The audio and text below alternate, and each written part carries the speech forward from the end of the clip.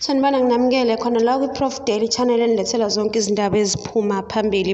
Umculi weGqom waseThekwini uT-DK Makhaseti uthi uzoludlulisela ezikhulwini udaba lokusolwa ngokweba ingoma. Ukhiphe ingoma yakhe entsha ethi Mashobane etholakala kuzo zonke izinkundla za-online, zonke izitolo zomculo ezitholakala online.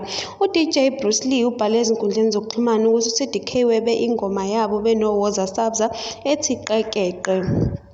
Imeneja yabo uTshepo Nhlabathi ithe basola ukuthi uT-DK uthathe ingoma yabo abayikhipha ngo-2019, bathi-ke bafuna ayikhiphe ingadayiswa. uT-DK uthi yena wayikhipha kuqala njengoba wayikhipha nje wenza ividiyo yayo ngoFebruary 2019, ibisikhona futhi uyayicula nako-Instagram and abantu bayayithanda. Uthe yena akasoze wantshontsha ingoma yomuntu, uselidlulisele udaba kwizikhulu neziphathimandla zakwa-Universal kube yizo ezizodila nalolu daba. Ningakhohlwa ukusubscribe guys. I'm out. Till next time.